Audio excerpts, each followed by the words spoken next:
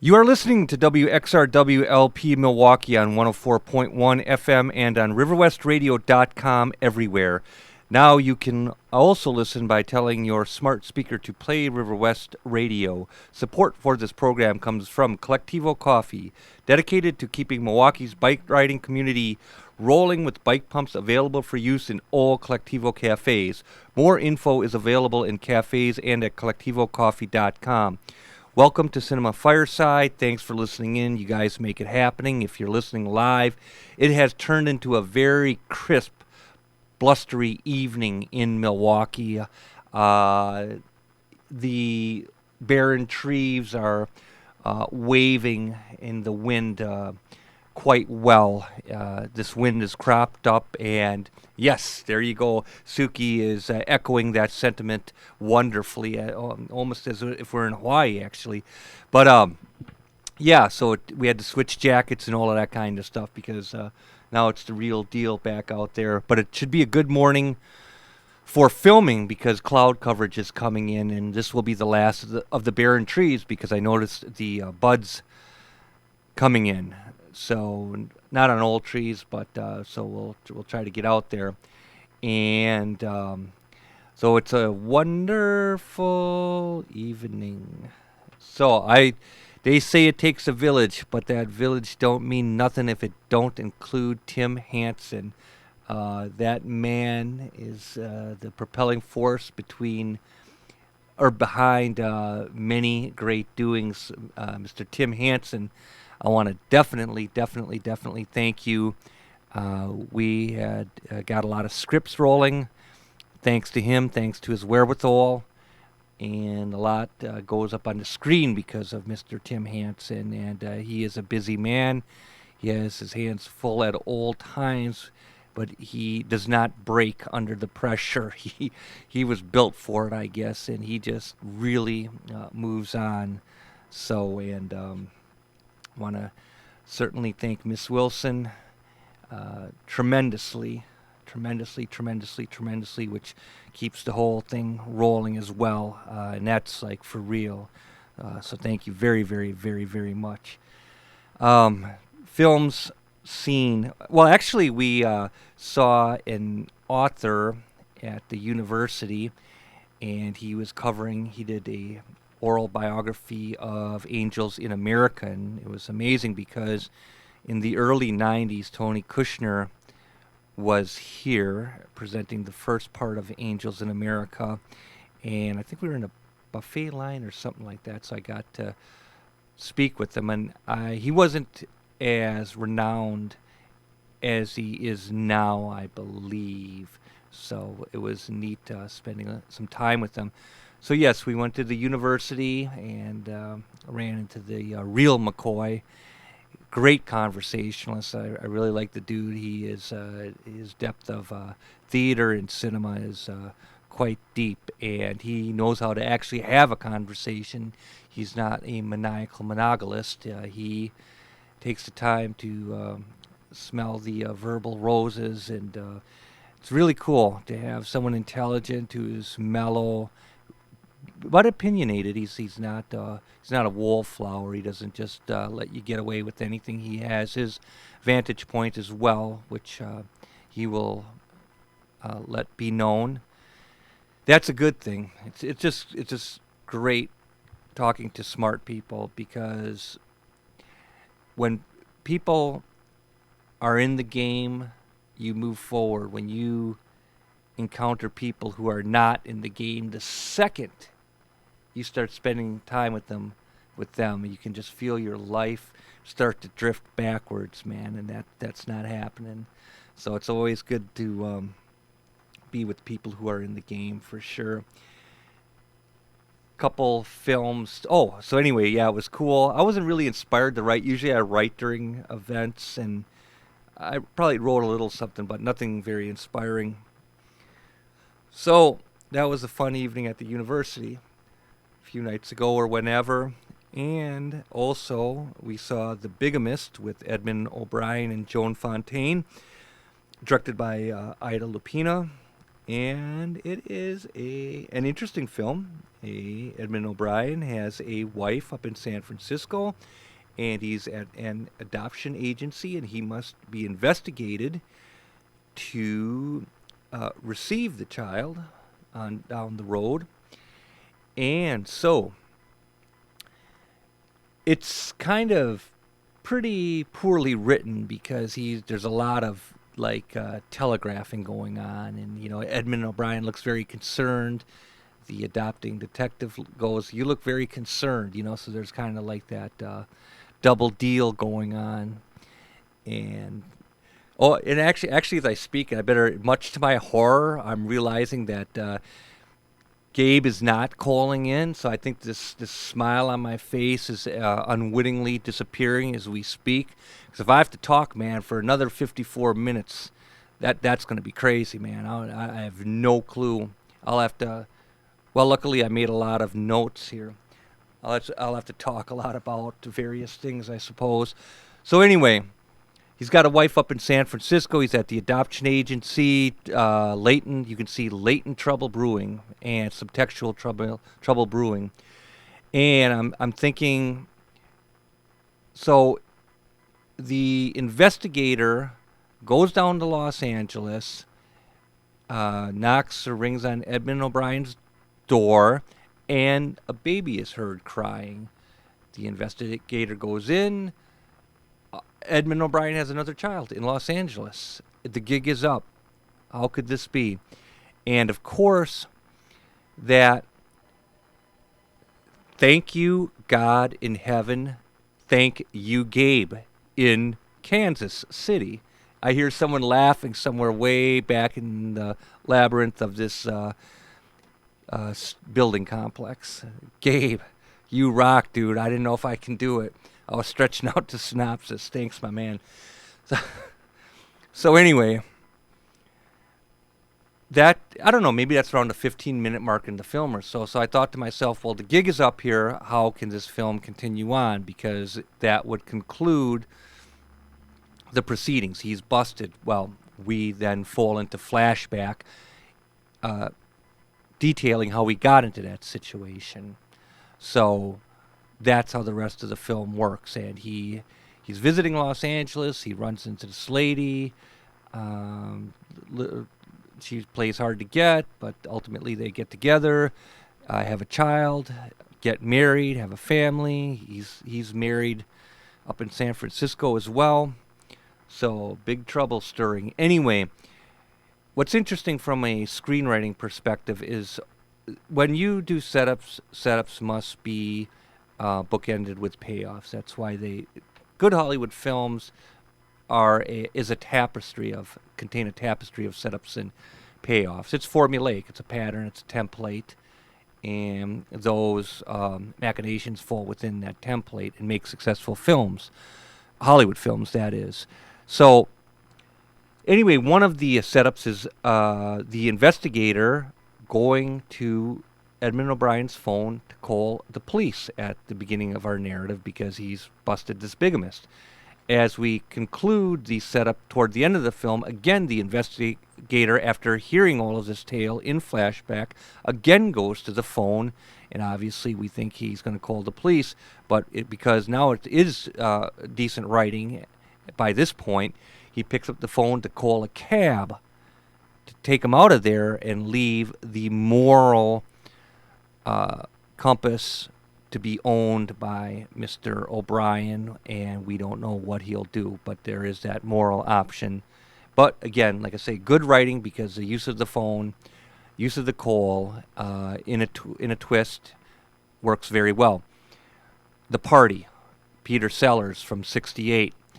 That is an existential film that's utterly plotless. The only inciting incident is this goofball gets invited to a lavish Los Angeles party. That is the inciting incident. That is the plot, and it's I had it written down in more clever style, but it's not with me. But anyway, it has surprisingly marginal ambitions until the very end, where it becomes an experiential experience. And I say experiential because it's not conceptual. In films, It's generally conceptual because as the plot unfolds, the mind is put to the test. What will happen? You're always challenged in film, but there is no challenge with this, and it's experiential because Suki's leaving. Have a good night, and because it's pure experience.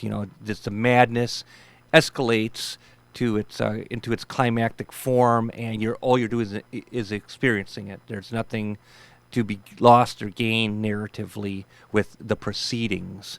So there's that. John Lahr had a book called Joyride, and I used to get it hardcover at the library. Realized I'll just be checking this out forever and ever and ever. Open that, man, because I need a drink too of water. So some time ago, many moons ago, I ran into it secondhand in trade softcover, and I snatched that up, and I dug right back into it, and right now I'm reading the David Mamet chapter. John Lahr is a real cozy, readable writer. Some writers, it's a real slog, and others, it's just so compelling, and John Lahr is one of those very very compelling writers. Gabe, a few more minutes. So again, it takes a village, and that village includes Mr. Hansen and Miss Wilson all the way. Just stellar, productive people that just only serve to make things better. And I will honor you guys and continue this work. We did get a lot done today, more than I expected actually, and we're gonna make this happen, man. My man, Gabe. Yes, sir. Oh. Oh, Mark. Oh, that's... Yeah. I had to mic down, so I don't even know if you heard me. Man. I said I can't do it like you do it. So thank God for Gabe, man. Well, what's funny is I'm a little bit sick this week. I have a pretty bad cold, but I'm I vitamined and nutriented up and rested and got through it, and I'm on like, you just power through it, you get through it, and you just show up. So, Mark, I am here. Very good stuff. So I have, Mark, always listening to your opening is just, it sets the stage. It's like, it's a rehearsal and it's a beginning. It's a monologue. It's an introduction. It's an opening, but it also allows for the first scene, the first couple of scenes to be set.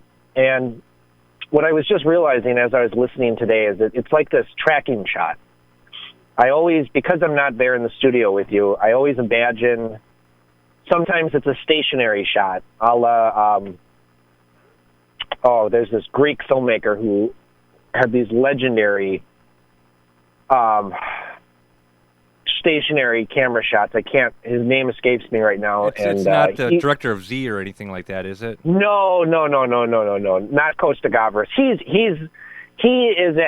Costa Gavras actually falls in the category of American filmmakers very much like if you were to think about how like George Cukor or Michael Curtiz, like these guys are Hungarians by ethnicity, but they emigrate to the States. And Mark, you said the key phrase, Hollywood. Okay, how is that the key phrase, my man?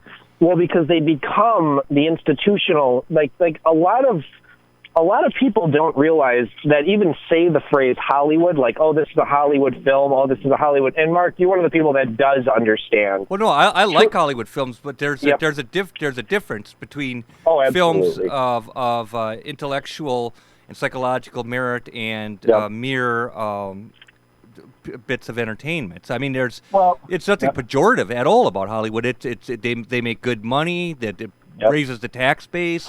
It keeps the proletariat in order, from going bananas. So they got something to do, and bam, bam, bam. Yep. Well, Hollywood, really was created by world artists. Is really, I guess, what I'm getting at is that you have Alexander Korda, Michael Curtiz, George Cukor, Edward Dmytryk, filmmakers from all over the world that were escaping persecution, first and foremost. that were leaving war-torn countries or were seeking just work or a job. In many cases, you have these immigrants, Italian or Czech or of just many, many different backgrounds, Jews, even in some cases Middle Eastern, Muslim, coming to the States and seeking a new life, and Hollywood just happened to be a footnote, a stopping place. In the early days of Hollywood, there's a lot of these technicians who either come there to tell stories because they were involved in theater and wanted to take a chance in making films, whether as an actor, as a screenwriter, or as a filmmaker, as a director. Usually, they just go there because they need a job. Often the case, with the exception of acting, the case is usually that they're just looking for a job. They get a job as usually a technician, like a film loader or an operator or a sound operator or a camera operator. And then they become like an editor or an assistant editor. And then they become a go-to editor or they become a go-to cinematographer. And then they become a director at some point or a producer. Some cases they become the screenwriter or uncredited screenwriter. Hollywood has very much happened, even I'd say up until about, there are these major milestones of the happenstantical hierarchy. And 39 is really where it cements, is where Hollywood has become this other thing. By 1920, there's films have overtaken the country. Even by 1915, I would say that there's definitely a craze where it is the American way. And by 1920, it's a world thing. It's a world cinema. By 1925, Hollywood cinema is its own thing. By 1930, as talkies come in, I mean, you're talking about the greatest age, I wouldn't say in quality, but you're talking about per capita film distribution, the amount of people going to movies, which really keeps escalating, especially through the 30s, peaking at, I think, about 1938 or 1939. No, my man, it's like 46 or 47 is the absolute peak of film going, right before they bust up the monopoly. That's right. That's right, before television comes out. So television was out in the 30s, but the first regular season actually came out right after World War II ended in the late 40s. But the idea of TV was there far before the war. Yeah, I mean, television could have been implemented as long as a decade prior to when it was actually implemented, but there just wasn't a network, and there wasn't a means of the technology existing on the level of acquisition yet. So in 46, after some years of it, being in its infancy, much like VHS, how the video revolution started very small with this idea of how is this ever going to work? Within like 3 years, it's like the industry. It is like it is the primary means, and then within 6 years, it's undoubtedly beyond the primary means by which people watch movies or watch, just people are recording television and rewatching films that have been broadcast on on the NBC Monday Night Movie, for like a dozen years. So VHS and television are these advents that come in that initially people are losing their hair over. They're like, oh my God, we have to squash this. And lo and behold, they end up becoming avenues for distribution in both cases. But at first, yes, audiences, after about 6 or 7 years, there were dwindling returns in films in the United States.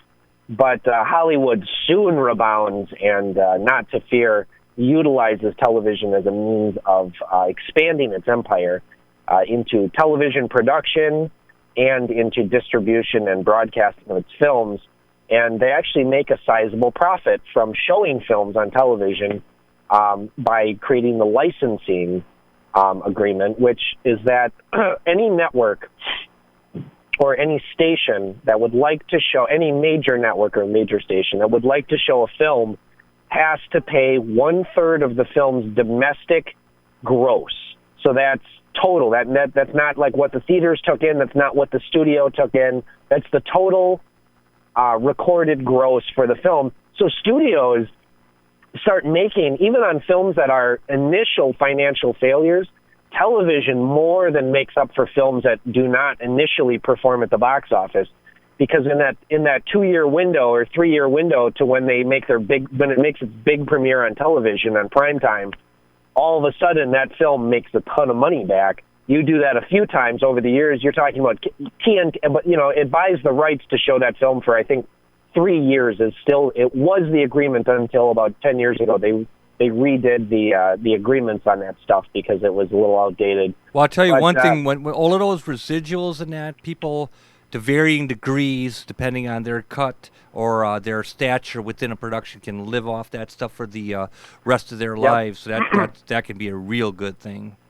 Absolutely. Well, Mark, you've always talked about about making wise decisions when it comes to anything that's a piece of intellectual property that your name is associated with. Go for the long term. Don't go for the short. It's been discussed recently. Yeah, thank you. Always go for that. Think about tax return. Think about property taxes. Since the first year I met you, you always said that to me. You said, well, Gabe, if they have you signing something where it's just, this is now our property, but here's an upfront fee and you will never see another dime of this property again, take it. This is probably not going to make any money. That would be highly correct. That is a bad agreement, though. But that is a bad agreement. Don't sign it. Because let's say you take the money up front, but let's say the project does become successful or becomes a part of another intellectual property. In some cases, you're talking about dollars. It depends who you're dealing with, though, man. I'm talking about if you're dealing with some goofball, man, you better take that money and run. But, if it's like within a system, a well-oiled machine, you want your cut. Try to get some up front because that back end may take light years to get there. Who knows? Yeah. If ever. But, I had talked to you when I first met you about a friend of mine who sold a script to Paramount, and he still gets money from them because they keep the script open as an option. So even though he signed a contract where he got an initial upfront fee, where he got an initial payment, because they are still always considering this property as being a film that they are considering putting into actual pre-production, like having it be listed as in pre-production or going into production where it would get listed in the trade publication.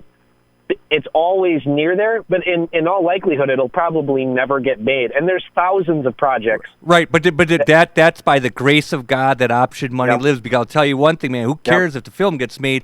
You keep optioning that every half year, so that renewal of dough just keeps rolling in. If you're lucky enough to have a property that does continue to have interest like that. But yeah, it's to hell with getting the film made, man. Just get that option money rolling in. And hey, my man, are you gonna be okay? Are you drinking orange juice? Oh, I'm good. I'm good. You drinking orange? Hey, you drinking drinking real orange juice? Oh, I'm taking massive doses of vitamin C, and I made a big smoothie this morning. 7 kinds of fruit and. Oh, you're ahead of the game. Thanks. Oh yeah, like big handfuls of baby spinach and baby kale, and then we had some garlic and some onions and some ginger and some turmeric and some green tea and. Getting that inflammation. You've hit every home run known to man. Good stuff. Yep. Yeah, all right. Getting those antioxidants up and that inflammation down. But wow. I got schooled. Thank you. The machine of the Hollywood mechanism machine. I was listening to an interview the other day on NPR where this director, openly gay director, was talking about the new film Love, Simon that's out in the theaters right now and has come out to by and large 3.5 star reviews and and in his interview he talks about it's a standard Hollywood rom-com, and he's like, he wasn't speaking belittling of his film, but he spoke about it in this really refreshing way that I was listening to this article and I listened to it again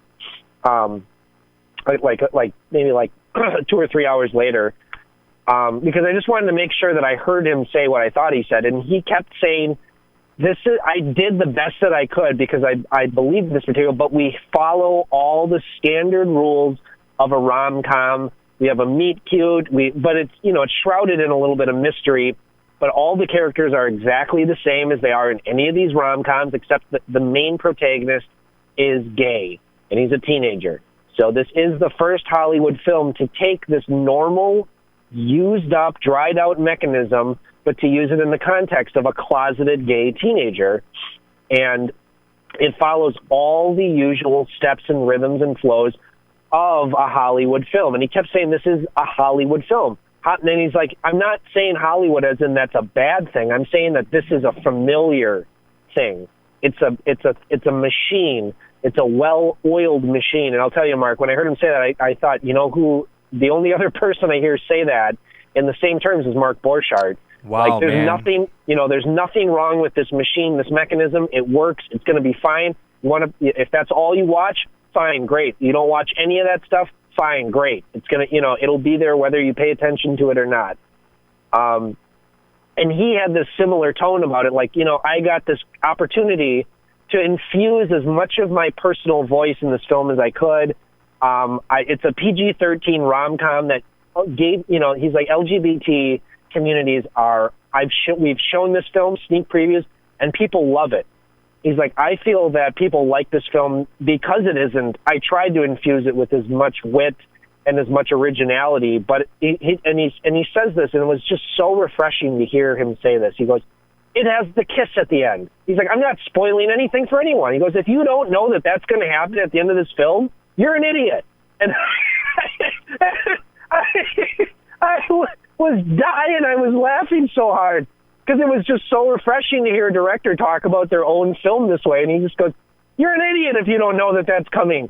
And yes, it ends. It's a happy ending. It's a perfect ending. It's the Hollywood ending. So if that's what you want with LGBT characters, come and see this movie. You'll love it. If you are going to hate that, don't see this movie. And he was like, this movie is going to make a ton of money. And I just was so refreshed by this guy's demeanor about this. So, Greg, I thought it was super cool. So I am not going to rush out to see that in the theater, but I will update in a couple months when I do watch it in the comfort and the warmth of my own home. Wow. This is me. Let me ask you this, because we all have different genetics and different physiologies, the mind-body connection. What keeps you going like this? Because you're like a man on fire, and there's no water to put you out. How does that work, Gabe? Just eating healthy and exercising. Huh. I'll be damned. Well, you do a good job, man. There's certainly some spectacular results occurring, man. I just really admire the energy, man. Thanks, Mark. Just a lot of it's just like it's like that, the basics of that, the mind metaphysics stuff. If you believe in yourself and you believe you can do it, you're going to probably be much more likely to try and do it than if you are like sitting around like, I'm a failure, I'm a loser, I'm worthless, nobody likes me, everything sucks, I should just kill myself. Okay, well, yeah. That ain't me, but man, it's an interesting concept. Well, my lows are low. I will say that, man. But no doubt. But that's not a general thinking pattern. But you're probably right. There are people where, I'm not gonna whatever, man. I'm not gonna knock. I'm glad to bring some merriment into your life, my man. Mark, you nailed it there. Thank you. In my own little way, dude. In retrospect, in another means of Hollywood, like you say, like, oh, the golden age of Hollywood. Well, okay, like think about how many bad films were put out by every studio every year. The golden age of Hollywood, and the great films, the best films that came out of those studios during those golden years, yes, are pretty dang good. I happen to like those movies a lot, like a lot. To some degree, where I would actually say that per capita, like on average, those are my favorite years for a certain type of Hollywood film, a certain type of restrained, stilted, very mechanized product. And it could also be said that, like, 1992, 1982, 1977, 1976, 1966, 1967, 1971, I think, overall from what I've watched over the years, the most revolutionary in terms of my own thinking about the impact and the power of what a film can have, and just my joy of watching films. 66 and 71 just have a certain type of film with this certain type of just wild, intelligent energy. And there's a lot of bad, obviously there's still bad films that came out in both those years, big studio and independent alike, but there's just a different type of bad and good films that were made in that era. And today, because you have such a huge amount of films that are able to be made, there's just this, you've got such a selection of films that come out every weekend all around the world. So to say that something is good or bad because it comes from a certain type of machine, like, oh, it's just another one of those independent films. Oh, it's just another one of those French films. Oh, it's just another Hollywood film. There's just so much product to choose from that statement is now is irrelevant. Because it just isn't, there is no moniker or label to accurately assess film as a whole that can apply to everyone's sensibilities. There are just individual sensibilities, I think. And especially with the advent of people being able to, with the internet, of people being able to rent any film that they want, and oftentimes for free, and watch it on their phone if they want to, while they're waiting in the airport. People's tastes are more and more selected and selective towards their own desires, towards their own habits, and the films that are offered as their selection are geared using formulas and equations and theorems to give them the product that they want, so they continue their subscription if they choose to pay for a subscription like Google Play or iTunes or Netflix or Amazon Prime or what have you. You want to keep that consumer happy, so you're going to give them the type of product that they consistently watch, rent, or stream. What that leads to, I'm not stating this as fact, but that leads to a huge problem, and it's the problem of what happens when you get your news not from newspapers, is that you're in charge. You have the illusion of thinking you're in charge of what you take into your psyche, which pretty much it turns it into entertainment and a distraction more than it takes it into informativeness, or it turns it into some sort of it makes it interesting rather than important or necessary. A newspaper is not even a great newspaper is not always for every second entertaining and enjoyable and fun and stimulating. Depends which sections you read. Well, exactly. But like a lot of it's NPR is very similar. It's not always every story. That's what I like about listening to NPR. It's what I like about reading the New York Times, is that I'm not always terribly interested. I'm not predisposed or already really interested in what I'm hearing or listening to or reading about. But I'm glad, after years of reading those publications and listening to NPR, I'm glad that there's articles and stuff that comes up that isn't the stuff that based on my childhood or based on what gives me entertainment or what floods my brain with dopamine, what I'm disposed to liking or having a predisposition towards. That's why I think print media is really important, is that it cuts off that entertainment needle as much. It's not as much. So it feeds you things that you don't have total and complete and constant control over.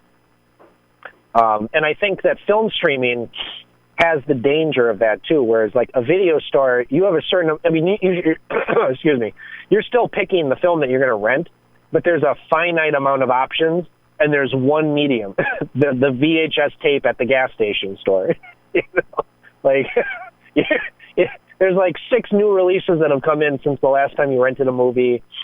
The selection is still the same. You finally might decide to rent Prince of the City, directed by Sidney Lumet, just because it's been sitting there for 2 years, and you're like, well, you know what? I'm running out of options here.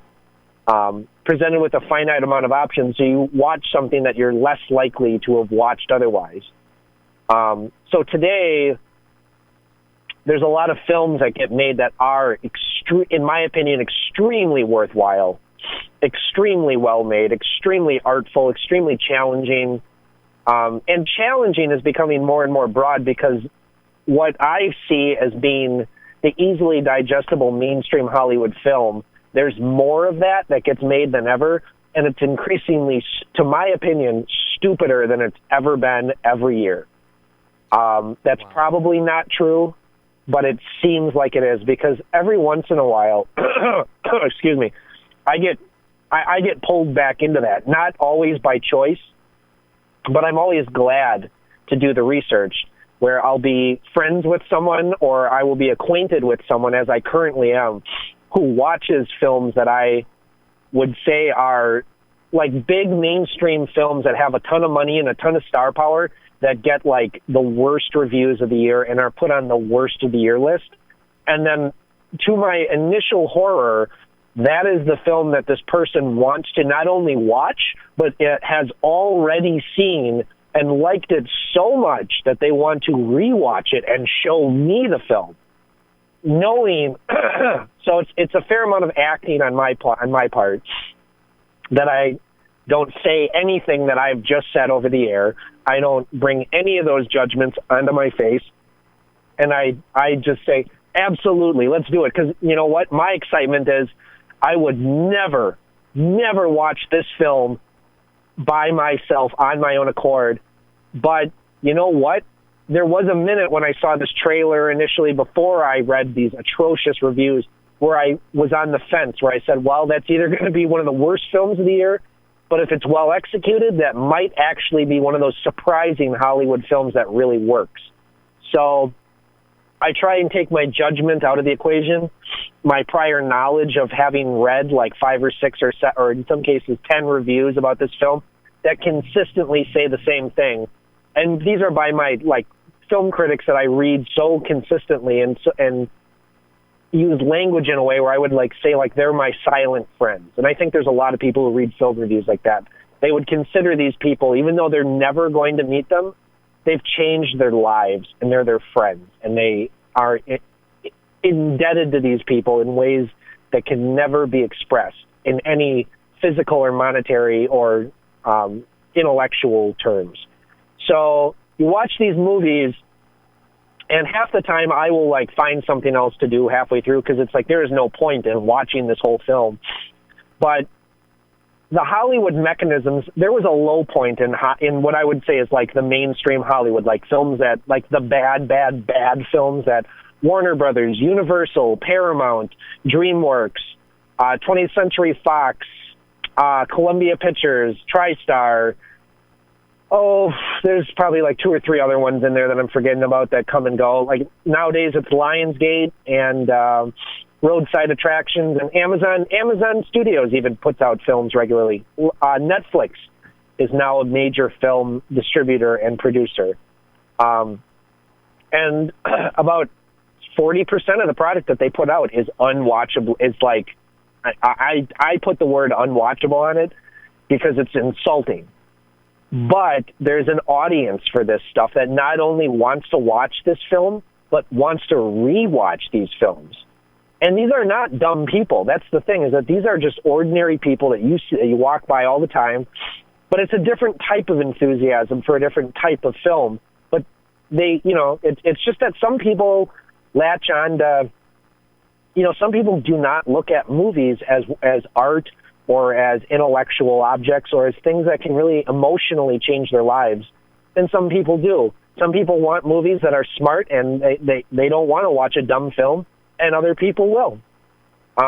It never ceases to just amaze me because it's not my perspective.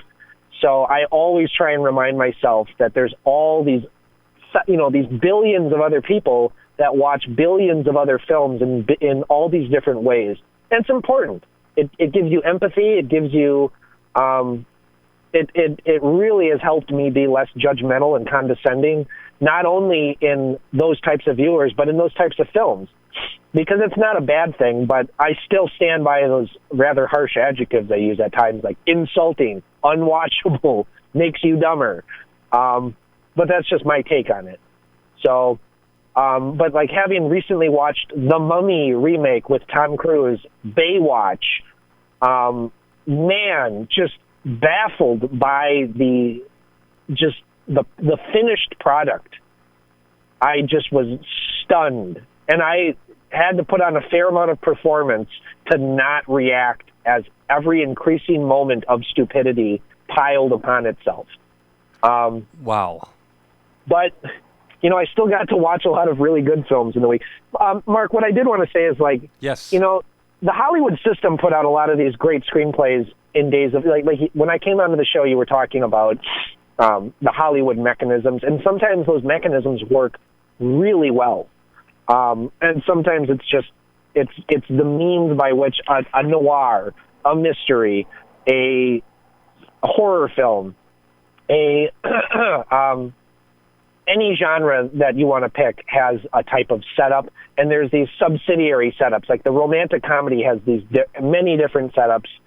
Roger Ebert, I think, has done probably in his lifetime the best work of any single film critic at breaking down those rules and those mores and those patterns than any other film critic or film writer, because he had compassion for them. He liked a lot of those movies, but he saw the contrivances, and he saw the mechanisms, and he saw the patterns. But that didn't prevent him from still enjoying a lot of movies that, in many cases, I would have been like, this is just a bad film.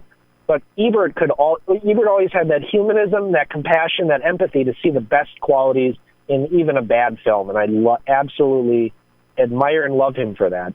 But the Hollywood system put out films like Laura from 1944, The Lady Eve from 1941, The Manchurian Candidate from 1962, which are just incredible films that in their time were considered product. They were considered like, above average films, but they were, as years went on, they were kind of just like, oh yeah, that was a good movie.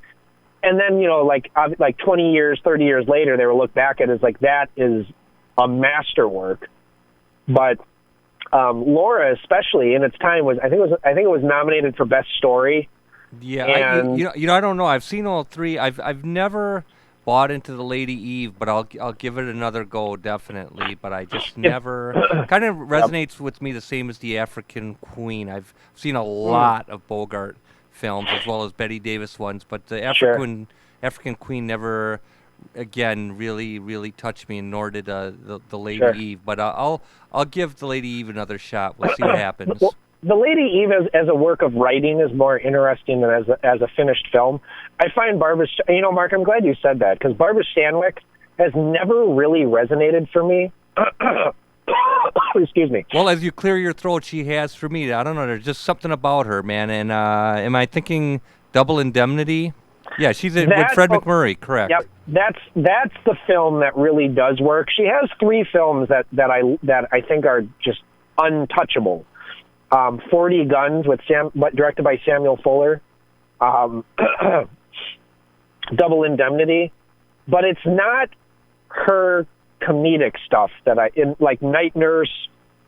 Her earlier work, which is more sexual and satirized and really in its way really stunning and really controversial. Especially when you look at like this pre-code stuff is really out front with sexuality, and it's pretty cool because it has like this real staginess to the limitations of technology at its time. Well, in retrospect now we say that, but at the time it was at the absolute forefront, at the cutting edge. But Stanwyck as a comedian never really has worked for me. She's and the fast-paced comedy of that era that's widely remembered. Not the average comedy, but like His Girl Friday. As a work of writing, that film works really well for me. As a film itself, I'm not as drawn in. And I've seen that film probably 5-6 times, and there's still something about it that does not. It's such a Hollywood piece of machinery. And I say that as having previously said that Howard Hawks is probably, and to some degree, my favorite filmmaker. That's interesting. When you look at the total body of his work, I just don't think that there is a better entertainer as a filmmaker. I just don't think anyone comes quite as close at that line between art and entertainment at satisfying both of my requisites of what I love about film. The Big Sleep. I mean, you look at the fact that this guy directed The Big Sleep, and then he directed Monkey Business. Okay, but let's just go. I've seen both. I've seen both versions of The Big Sleep. I've read the novel. And I wonder, and I think I've actually read the screenplay as well. And yeah, The Big Sleep is that kind of odd film where you. I hope you live to tell about this, Gabe. Are you all right? Oh, I'm good. Okay, good. I think like I said, I know I've read the screenplay because the library has a wonderful. Anyway, it has the adaptation of Streetcar Named Desire, and I think The Big Sleep and Olivier's Henry V, if I'm correct. But anyway, The Big Sleep. It's kind of like convoluted. It's where.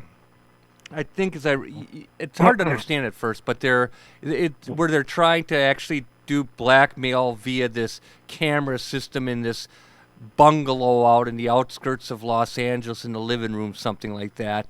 And obviously they have Borchardt entering in. How do you like your whiskey in a glass? That kind of clever exchanges and so on and so forth. It's all about the clever exchanges. The plot is irrelevant to me. The plot is just like it's very similar to how I take the finished film in Chinatown. In fact, Chinatown is modeled very much after The Big Sleep and To Have and Have Not, where the plot, it has this myriad, intricate, political, very subdued and very potent, like contemporary and then contemporary plot of these very subtle and these very broad attacks at big business and republicanism and how cities work and how politics work, and the mores of these other institutions of the male-dominated hierarchy of society, and then the paternal nature of families. I mean, the incest subplot in Chinatown is merely meant as an extreme exaggeration of those subtleties and those motifs that I think Polanski was trying to make about culture as a whole. But really, all that stuff it's nice, it's great, it's well that would done. Be Robert Towne. He wrote the script. Well, but as you've talked about on the show, Robert Towne's screenplay and the finished film are so completely different. I mean, there is just. I mean, we've both read the screenplay, Robert Towne's finished final draft of that screenplay. The differences between that screenplay and that film could not be. It's like the Grand Canyon at times. Wait, are we talking about Chinatown? Chinatown. Like about half the plot is gone. Most of the subtleties, the ending is different. The film itself, the whole point of the film is completely different. But, Polanski took Towne's script and kept some very strong, some great elements. But he essentially, the things that make Chinatown work the way that they work is almost completely Polanski himself. I'm just listening. I'm a little bit in a disbelieving haze here, but I am listening with intrigue. Because I don't see the difference between the film. You have a copy of that. Oh yeah, an acquaintance, a male acquaintance, picked me up script off the street off New York, and I may have read it before, but I definitely read it when he gave it to me. Mm-hmm. And I would actually compare it to the differences between. It's very similar to the differences between Schrader's Taxi Driver screenplay and the finished film. I was actually given that screenplay of Taxi Driver like about 20 years ago by someone who worked at UWM. I was very I mean, I have that copy for life somewhere, but yeah, he handed me that copy of Taxi Driver about like 25 years ago. That was pretty cool. Yeah, it's well, Mark, you should cherish that. Oh, I do, my man, I do. Yeah, I got those are everything, important films, you know. They really are. So in the interim, since I've been here last, what have I watched? Jumanji 2, Justice League, The Mummy, The I don't know what to Shallows, say, man. Baywatch. But, you know, those films, I'm not going to spend my time talking about them. For anyone listening wondering if they're interested in watching Jumanji 2, but they're on the fence, watch it. I mean, just watch it. If you're even thinking about watching it, you probably know a fair amount about the film. You've seen trailers for it. You've read about it. It's as fun as you could hope for. It's a Hollywood film done very, very well. Dwayne "The Rock" Johnson at his possible best. Some people are going to hate that film. Some people are going to love that film. It's a mainstream work of entertainment. There is not a single moment of art. I laughed. I thought it was funny. I thought it was well crafted. There's not a moment of art or subtlety in it. Take that as you will. Justice League is as good as I'd hoped and as bad as I had feared. I'm not going to spend any more time talking about that film on the air. The Mummy I talked about already. Baywatch I talked about, and I talked too much about those films. The Shallows is an interesting shark film, and there is a genre of films that I would say fall into the shark thriller, and it's an above average shark thriller. Its camera work is a little underwhelming, and it does a little bit too little. It does too little with its potential setting and surrounding. It has some fine qualities. It also has some very boring qualities. As a PG-13 shark thriller, that mostly revolves around a CGI shark that's a bloodless because of its PG-13 setting. It's a surprisingly effective and scary film. I didn't choose to watch this film. It was kind of put on in the background, and because I had seen it previously, I sat down and I watched it. And at the end, I was glad that I watched it. It had more character development than I was expecting, and most of it actually pays off. Not a necessary film by any means. But I am happy to say that I did watch Paddington 2, which is better than most films I see. I was shocked. Those Paddington films are about as good as kids' films get. That's all I'm going to say about that. They're just delightful. And visually, both of those films do more than most films that are desperate to impress you with their visuals, whether it's avant-garde cinema or whether it's Hollywood things are blowing up cinema. And it does it with charm. It does it with finesse. It doesn't use profanity. And it's a film where everyone's having a great time, and there's not a moment where it insults your intelligence. And it's safe to watch with children. It's a delight. Paddington and Paddington 2 are delightful films. But definitely, in fact, no, you know what I will say? Those are visually very interesting and at times artful films that have a very interesting means of narrative calibration. Much, much better than I was expecting. Like, I was stunned at how much I liked those movies. Like, I would give them 3.5 stars. I was very impressed. Nice. I finally got around to watching One False Move with Bill Paxton, which is a very sharp, very smart film noir, a neo-noir that was made in 1991. For a long time, Gene Siskel and Roger Ebert heralded it as one of the best low-budget, low-key sleeper thrillers of the early 90s and the late 80s. And a lot of critics over time said that was the best performance that Bill Paxton ever gave, that it was the best film that Billy Bob Thornton never had anything to do with. Billy Bob co-wrote the screenplay, and it's a very interesting, just vicious, brutal, but very humanistic thriller about 3 criminals on the run who are traveling on back highways across state lines. Bill Paxton plays a small-town Arkansas sheriff who's waiting for the criminals to show up, and he's engaging in a stakeout with 2 L.A. police detectives who are waiting for the criminals to show up as well, because the initial crimes that opened the film happened in L.A. Great dialogue, great acting, great direction. It's about as good as a gritty crime noir shot on that sharp film from the early 90s. It's as good as that. It's as good as that stuff gets. The budgetary limitations almost help the film because it isn't saturated with edits and cuts and shots, and it's simple, it's direct, it sticks to the story, it sticks to the characters. I loved it. I wouldn't say it's as good as its reputation, but it's great. It's a great action film, and it's a well-calibrated character film with lots of gunshots. Excellent. Excellent, man. Yep. Gabe, finally finished the Vietnam. Mark, I finished the Vietnam War. I did it. Congratulations, my man. Is that Ken Burns? Yes, sir. 18 hours. It's done. I finished it. I did it.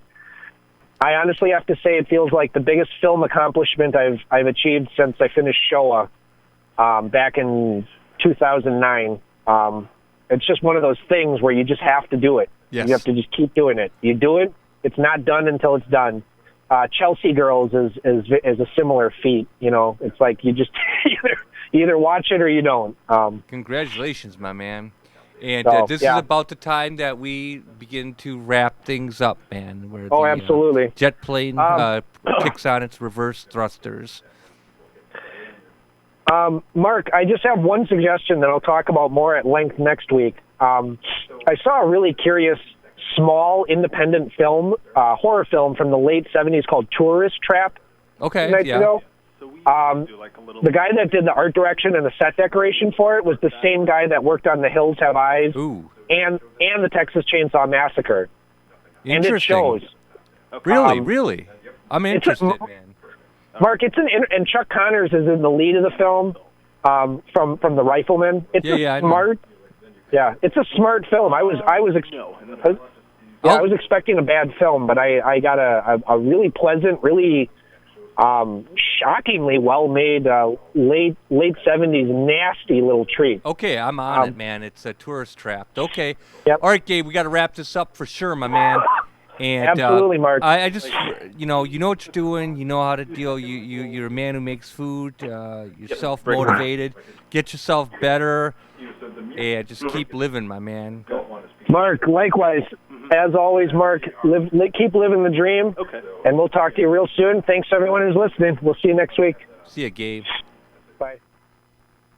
Excellent. I was actually, for the first time ever, I was hearing voices in the background from the other studio, and but anyway, now we're good to go. It had something to do with maybe Gabe's. Gabe on the mixing board here. We'll see. We have the next show coming up, and I'm just looking at the old clipboard, and so I do my goodbyes at the right time. Okay, again, hey Gabe, thanks a million, man, for being a co-host on the show. You really make things happen. You've got really a vitality in your spirit. I want to thank. Today was definitely brought to you by Mr. Hansen and Miss Wilson.